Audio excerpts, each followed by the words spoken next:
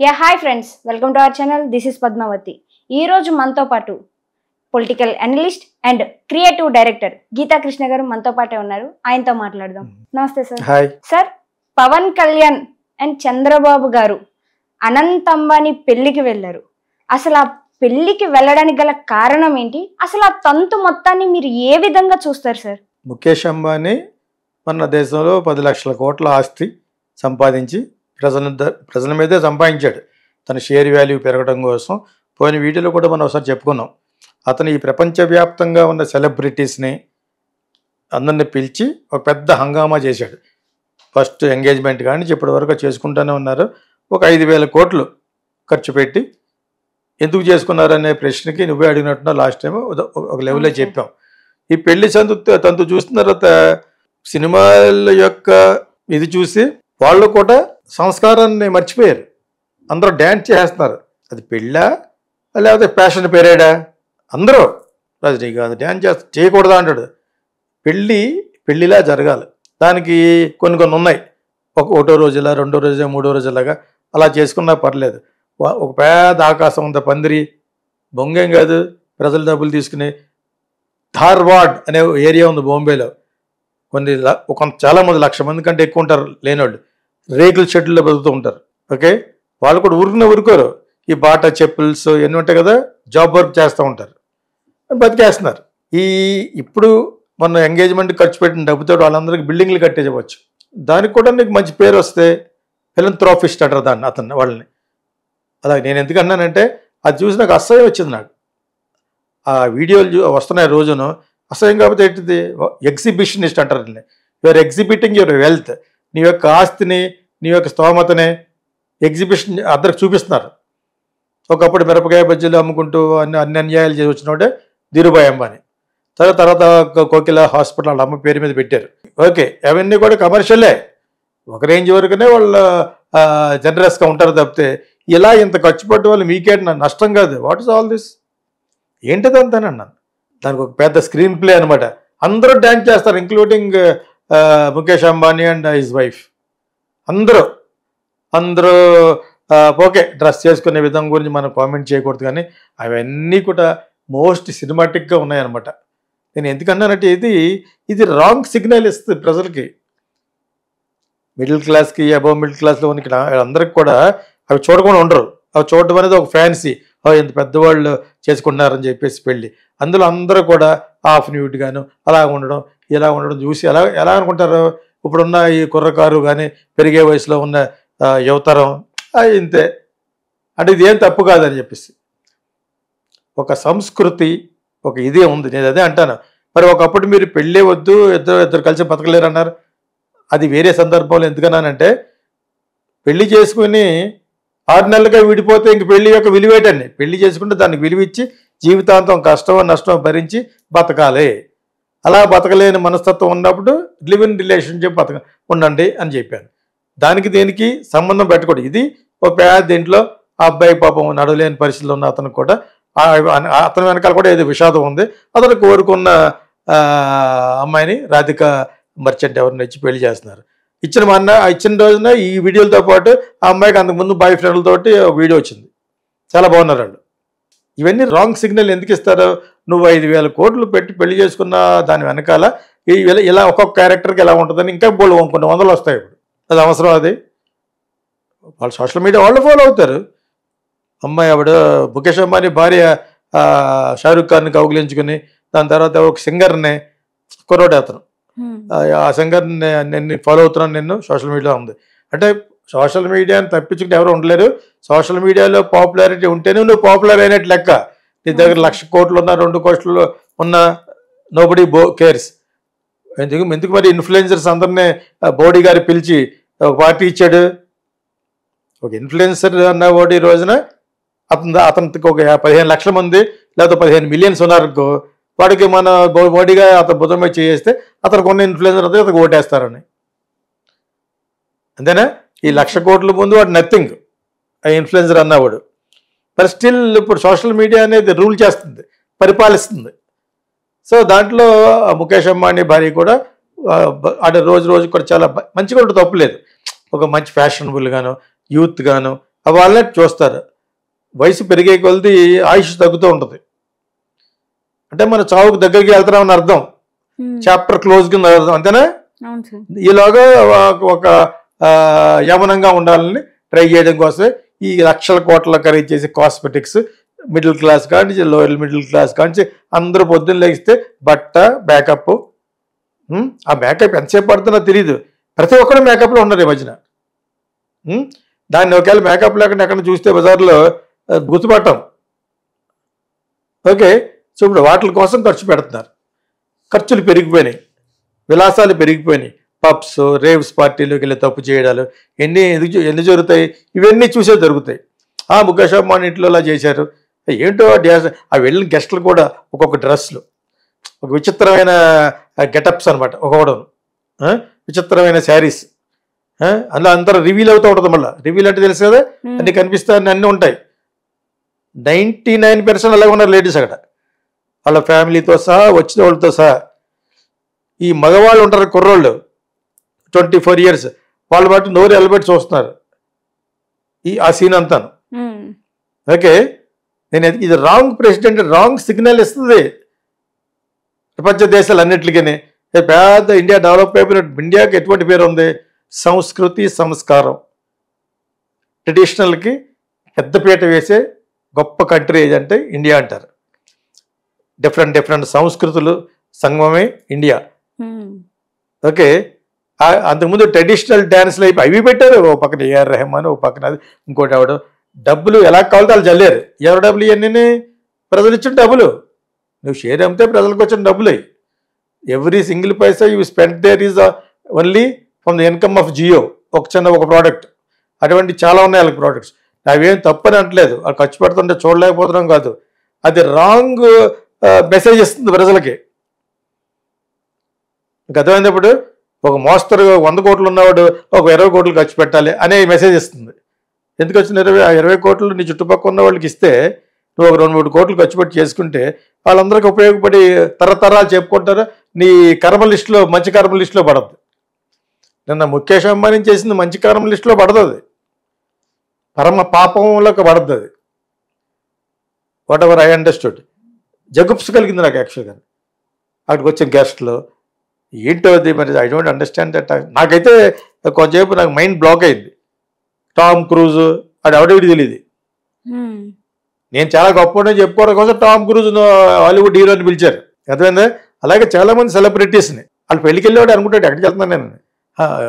ప్రపంచంలోనే చాలా డబ్బున్నవాడట, వన్ ఆఫ్ ద డబ్బున్నవాడు ముఖేష్ అంబానీ వెళ్తున్నాను అని చెప్పుకుంటారని. వాడి ఫ్యాన్స్లో కూడా కోట్ల మంది ఎక్కడికి వెళ్ళాడు వాడు ఫేస్బుక్లో పెడతాడు. అతను ఇన్స్టాగ్రామ్లో పోయి అతను చేయమని వేరే వాళ్ళు చేస్తారు. నువ్వు నేను కూడా చేయొచ్చు ఇన్స్టాలో.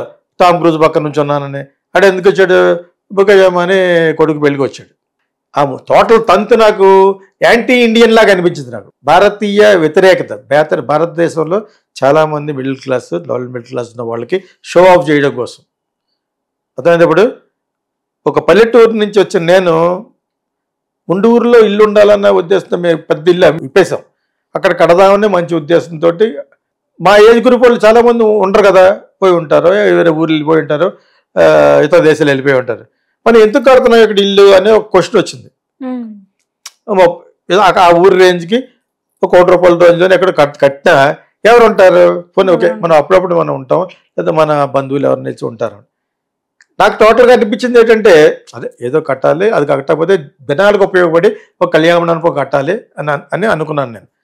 అక్కడ ఏమనిపించింది అంటే నాకు ఇక్కడున్న లేని వాళ్ళు ఉంటారు కదా, వాళ్ళకి షో ఆఫ్ చూపించుకోవడానికి కట్టినట్టు అనిపించింది నాకు. వాళ్ళకి మన గొప్ప చూపించుకోవడానికి మన ఊరి లెవెల్కి. లేకపోతే ఏముంటుంది, 4,000 మంది 5,000 ఉండే ఊర్లోనూ ఇల్లు మేము అందుకు కట్టలేదు. మనం ఉండూరులో ఒకటి కట్టాలి, మన వెనకాల వాళ్ళు ఎవరైనా ఉండాలో అందరూ యూఎస్లో ఉన్నారు, అయినా కూడా కడదాం అని మంచి మనసుతో ఎందుకున్నానంటే మన ఊరు ఇది మన ఊరుగా మీ గడ్డ మీద పుట్టాం కాబట్టి రాజమండ్రి పక్కన ఉన్న పల్లెటూరులో మాధవరాయుడుపల్లి అనే ఊరిలో కడదామని అనుకున్నాను. అదే నేను సంశయించాను. ఎందుకంటే ఎవరి కోసం కడతారా? ఇంట్లో పెట్టుకుంటే అక్కడ లేని వాళ్ళు చూడటం కోసం. మన లెవెల్కే అలాగే అనిపించిందంటే అతని లెవెల్కి 5,000 కోట్లు ఖర్చు పెట్టి సెలెక్టెడ్ సెలబ్రిటీస్ కానీ ఉంది ఎవడొస్తాడని. ఇదంతా ఎందుకు? బిజినెస్ కోసం. అతను వేరే ప్రోడక్ట్ పెడితే బిజినెస్ కోసం. ఇంతకీ ఆ జియో అనేది వచ్చిన తర్వాత గవర్నమెంట్ సంస్థలో ఉన్న ఒక ఇప్పుడు 1800 సంవత్సరాల నుంచి బ్రిటిష్ వాళ్ళ కాలం నుంచి ఉన్న బిఎస్ఎన్ఎల్ పడగొట్టేశారు వీళ్ళు. ఎప్పటి నుంచి ఉంది? అది అప్పటి నుంచి ఉంది. టెలికమ్యూనికేషన్స్, భారత్ సంచార్ అనేది ఏదో ఉంటుంది కదా అది. ఇప్పుడు ఆ లెవెల్ ఏంటి? 5G 6G అని ఏ లెవెల్కి వెళ్ళిపోతుంటేనే ఎయిర్టెల్ ఇవన్నీ మన జియో నెంబర్ 1 ఇప్పుడు. అవును సార్. వాళ్ళు ఇంకా 4Gలోనే ఉన్నారు ఇందులో మన బిఎస్ఎన్ఎల్. దాన్ని ఇప్పుడు టాటా సంస్థ టేకప్ చేసి అప్పుడు 5G స్లోగా వీళ్ళ లెవెల్కి 6G వెళ్ళాలంటే అంత పెద్దవాళ్ళు టేకప్ చేస్తారు. దాన్ని కూడా రానివ్వకుండా చేయడానికి మన ప్రైమ్ మినిస్టర్ని వాళ్ళని బట్టి అది చేయాలంటే చూస్తారు. వాళ్ళు బిజినెస్ కోసమే చేస్తారు తప్పితే నేను యాంటీగా మాట్లాడలేదు. అటువంటి బిజినెస్ మ్యాన్ రావాలి, ఉండాలి, చాలా పెట్టాలి. కానీ ఇటువంటి ఫంక్షన్లు చేయడం వలన వాళ్ళకు ఉపయోగపడదని చేస్తారు. అది వాళ్ళ షేర్ వాల్యూ పెరుగుద్దని, వాళ్ళ బిజినెస్ ప్రపంచవ్యాప్తంగా ఉంటుందని. అండ్ కూడా గొప్ప ఉంటుంది. గొప్ప ఉంటుంది. ఒకటి పర్సనాలిటీ సరిగ్గా లేదు అందులోను, ఇలా అనుకుంటూ వస్తున్నారు. ఇంకా గొప్ప ఏంటి? లోపల నవ్వుకుంటాడు. అనుకోరా వచ్చిన గెస్ట్ ప్రతి ఒక్కరు నవ్వుకుంటాడా? వాళ్ళు కూడా అటువంటి పర్సనాలిటీస్ ఉంటే తప్పితే పొట్ట గిట్ట దరిద్రంగా ఉండేవాళ్ళు వస్తే తప్పితే మిగతా వాళ్ళందరూ కూడా లోపల అనుకోరు. కాకి బుక్కు దొడ్డపడేది అంటారు కదా, అంటారా? కరెక్ట్గా పేరు లేకపోతే పేరు బాగుంటే అంటారు మేడ్ ఫర్ ఈచ్ అదర్ అంటారు.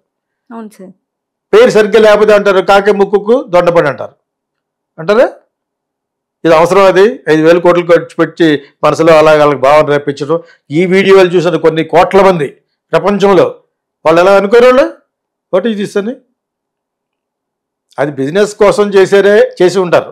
అయినా కూడా అక్కడ అందరూ డ్యాన్స్ చేశారు. ఒక్కొక్కరికి ఇంట్రడక్షను, ఒక్కొక్కరికి లోపలికి రాగానే ఒక ఇంట్రడక్షన్, డ్యాన్స్, వ్యవహారం ఏదో వచ్చి నాకు అసహ్యం వేసింది. నాకు చూడలేకపోవడం కాదు. This is India, we are human beings. మనం మనిషి రూపంలో ఉన్న రాక్షసులం కాదు వేషం మార్చుకోవడానికి. మనం కేవలం వీఆర్ హ్యూమన్ బీయింగ్స్, మానవత్వం ఉన్న మనుషులు. కాబట్టి మానవత్వం ఉన్న ఏ మనిషి కూడా దాన్ని హర్షించడు. నేను చూసిన ప్రకారంగా నాకు ఏది నచ్చలేదు. నాకు కింద మళ్ళీ దానికి డిస్క్రిప్షన్ రాస్తున్నారు చాలామంది. ఒక్కొక్క ₹1,00,00,000 డ్రెస్సులు అట. వాళ్ళు వేసుకునే డ్రెస్సులు 50 లక్షల ₹1,00,00,000 పైనే. ఓకే, వచ్చిన గెస్టుల్లో అందరూ డబ్బున్న వాళ్ళు ఉంటారు కదా, కొంచెం ఫేమస్, సాధారణంగా రిచ్ అండ్ ఫేమస్ అని పిలిచారు. మెయిన్ సినిమా వాళ్ళు అంటే క్రేజ్ అని వాళ్ళు పిలిచారు. ఇన్స్టాలో ఫేమస్ అయిన వాళ్ళు కొంతమంది పిలిచారు. అదేంటి ఇప్పుడు మెయిన్ ఫిల్మ్ ఇండస్ట్రీలో ఫేమస్ అయిన హాలీవుడ్, బాలీవుడ్, టాలీవుడ్, కాలీవుడ్ వాళ్ళు పిలిచారు. సో వీళ్ళందరూ కూడా డిఫరెంట్ డ్రెస్సులు వేసుకుని వెళ్ళారు అక్కడికి. ఇదంతా ఎవరికి ఆనందాన్ని ఇస్తుంది? I don't understand this. గుండె మీద చేసుకుని ప్రతి భారతీయుడిని కానీ ప్రపంచంలో ఉన్న ప్రతి పేదవాడు చూస్తే అసహించుకుంటాడు. ఇంకొక ఇంగ్లీష్లో నినాదం, the higher you fly the hard you fall. పైకి ఎదిగామని కింద పడతామని చెప్పేసి. ఒక మంచి పెళ్లి ఏంటి? మంచి పెళ్లి సందర్భంగా ధార్వాడలో ఉన్న స్లమ్స్ అన్నింటినీ, మరి మెడ్రాస్లో ఉన్న సాంసలన్నింటినీ, ఇంకో అహ్మదాబాద్లో ఉన్న 4 గుజరాత్లోనే ఉన్న సాంసలన్నింటినీ ఒక బిల్డింగ్ల కింద మార్చే వాళ్ళకి ఇవ్వండి. మీరు ఒక 1000 కోట్లు పెళ్లి పే చేసుకో. అది 1000 కోట్లే చాలా ఎక్కువ. సో నేను మట్టుకు ఒక సామాన్యుడిని రిప్రజెంట్ చేస్తూ ఒక మానవత్వం ఉన్న మనిషిగా నేను చాలా అన్కంఫర్టబుల్ ఫీల్ అయ్యాను ఆ మ్యారేజ్. అందులో మన పవన్ కళ్యాణ్, నువ్వు అడిగిన ప్లేస్లో లాస్ట్లో ఎందుకు చెప్పానంటే, పవన్ కళ్యాణ్, రామ్మోహన్ నాయుడు, చంద్రబాబు నాయుడు మన స్టేట్ పొలిటికల్ తరఫున వెళ్ళాడు. మనోడు కాషాయ వస్త్రంలో వెళ్ళాడు. కింద ఎవడో కామెంట్ పెట్టాడు, ఈవీఎం స్వామి పెట్టాను పేరు. నాకు ఇదే ఫస్ట్ టైం వింటాం. అంటే ఈవీఎంలతో గెలిచారు అంటారు కదా వీళ్ళు. కూటమి ఈవీఎంలు మోసం చేసి గెలిచారన్నారు కాబట్టి పవన్ కళ్యాణ్ ఈవీఎం స్వామిని కింద ఒకటి పెట్టాడు కామెంట్. మనకి ఏమర్థమైంది? తలవుతున్నావు నువ్వు. ఆ మ్యారేజ్ కింద ఒకటి పెట్టాడు, చెక్ చేసుకోండి కావాలంటే. చంద్రబాబు నాయుడు వాళ్ళ మీద కామెంట్ చేయలేదు, ఒక పవన్ కళ్యాణ్ మీద కామెంట్ చేశాడు, ఈవీఎం స్వామి పీకే అని. ఇదే కొత్తగా పెట్టారంటే ఈవీఎంతో గెలిచారని వాళ్ళు బ్లేమ్ చేస్తారు ప్రస్తుతం, ఒరిజినల్గా గెలవలేదని. అర్థమైనప్పుడు ఈవీఎంలు మోసం చేశారని. అది అక్కడ ఆ సందర్భంగా ఇతను అదో డ్రెస్సులతో ఉంటే అనిల్ అంబానీ వచ్చి మాట్లాడడం, ఇంకా ఎవరెవరో వచ్చి మాట్లాడుతున్నారన్నమాట. అంటే ఇతను మరి క్లీన్ స్వీప్ చేసినది ఒకటి, ఒక ఫిల్మ్ స్టార్ ఒకటి, ఒక సౌత్ ఇండియాలో ఉన్న హైయెస్ట్ ఇమేజ్ ఉన్న ఫిల్మ్ స్టార్ అదే ఏదో ఉద్దేశంతో కలిసి ఉంటారు. అది మనకు గర్వకారణమే. కానీ కింద ఎవడో అలా పెట్టాడు. అలా వెళ్ళినాడు చాలా. రజనీకాంత్ వెళ్ళాడు, రజనీకాంత్ డ్యాన్స్ చేస్తున్నాడు. ఇంకా ఒకటి కాదు, అందరూ వీళ్ళందరూ గిఫ్ట్లు కూడా, వీళ్ళకి వచ్చినందుకు గిఫ్ట్లు కూడా చాలా పెద్ద పెద్ద గిఫ్ట్లు ఇచ్చారు. ప్రోగ్రామ్కి అఫీషియల్గా వచ్చిన రెహమాన్ అని వీళ్ళందరూ ఉంటారు కదా, వాళ్ళకైతే సో మచ్ మనీ ఇచ్చారన్నమాట. ఇవన్నీ చూసి మీరు అశుభపట్టు పెట్టి ఆనందం ఎక్కడ ఉంది? స్టూపిడ్స్. ఆనందం మన మనసులో ఉంది, మనం ఎంజాయ్ చేయడంలో ఉంది. అంతేగాని ప్రజలకు చూపించుకోవడంలో ఎగ్జిబిషన్ అంటారు వాళ్ళు. ఇంక అంతగానే ఏం చెప్తావు? ఆ ఎగ్జిబిషన్ చూపించుకుని బలా బిజినెస్ చేసుకోవడం కోసం గవర్నమెంట్ బిజినెస్లు పడగొట్టి వాళ్ళు బిజినెస్ చేసుకుంటున్నారు. అలాగే ఇక్కడ ఒకటి జరిగింది. హెరిటేజ్ అలాగొచ్చింది చంద్రబాబు నాయుడుది. ఇక్కడ విజయ డైరీ అని ఉండేది గవర్నమెంట్ది, అది దాన్ని ముయించేసి వీళ్ళు పెట్టారు, దాన్ని దెబ్బ కొట్టేసి. ఈ వస్తువులు కాదు ఇక్కడ జరిగేదే. అది గవర్నమెంట్ తరఫున ఉన్నాయి, చాలా బాగుంటాయి, చాలా చాలా పెద్ద లెవెల్లో పెట్టి దాని పైకి రానివ్వరు. హిందుస్థాన్ ఏరోనాటిక్స్ లిమిటెడ్ అని ఉంది, HAL అని బెంగళూరులో. దాని పరిస్థితి అంతే. ప్రతిదీ బయట నుంచి కొనుక్కోవడం తప్పితే అక్కడ తయారు చేయొచ్చు, ఫ్లైట్లకు సంబంధించింది చేయరు. అంచేది అదేవిధంగా జియో ఏం చేసింది? PSNL నొక్కేసి వాళ్ళు వచ్చారు. PSNL ఎంత పురాతనమైంది, ఎంత ప్రెస్టీజ్ ఇస్తుంది. ప్రపంచంలోనే టెలికమ్యూనికేషన్లో చాలా ఓల్డెస్ట్ అది. అటువంటిది దాన్ని పక్కన పెట్టించి గవర్నమెంట్ని ఇన్ఫ్లుయెన్స్ చేసి వాళ్ళ పైకి వచ్చారు. రోజు వచ్చిన డబ్బుల్లో ఒక 10% ఖర్చు పెడితే పెళ్ళి అయిపోతుంది. మళ్ళీ ఈ ఖర్చుని జనాలు ప్రపంచం అంతా చూపించి ఇంకో బిజినెస్ చేసుకుంటారు అనమాట. అర్థమైందా? ఈ హిపోక్రసీ పోతేనే మన దేశం బాగుపడుతుంది. మన దేశం బాగుపడాలంటే ముందు మన దేశంలో ఉన్న పెట్టుబడిదారులను పిలిచి వాళ్ళు బాగుండేటట్టు చూసుకోవాలి. మన దేశానికి ఆదాయం వచ్చేట్టు చూసుకోవాలి. మన దేశానికి వచ్చే ఆదాయాన్ని పక్కన పెట్టేసి నొక్కేసి ఒకటికి ఇద్దరికి ఇవ్వటం ఏంటి? అదానికి అమ్మానికి ఇవ్వటం అనేది తప్పది. ప్రైమ్ మినిస్టర్ వచ్చాడు స్పెషల్ అపీరెన్స్ వల్ల ఆయనకి కాళ్ళకి నమస్కారం పెట్టేస్తారు. అందరినీ పిలిచారు అక్కడ. That didn't look like a marriage for me. ఆ ఎపిసోడ్ నాకు మ్యారేజ్ లాగా అనిపించలేదు. ఏదో భరించలేకుండా అన్నట్టు అనిపించింది నాకు. నాన్ సెన్స్ కింద అనిపించింది. అందులో ఒక డిఫరెంట్ టెస్ట్లు వేసుకెళ్తాం. మన వెంకటేష్ కూడా వెళ్ళాడు, మర్చిపోయాను. అదొక పక్కట వేషగాడు డ్రెస్లో అన్నట్టుగా ఉంది. అందరూ అటువంటి డ్రెస్లే. చిరంజీవి మరి వెళ్ళకూడదు అనుకున్నాడు, వేయడు, అసలు రాలేదు.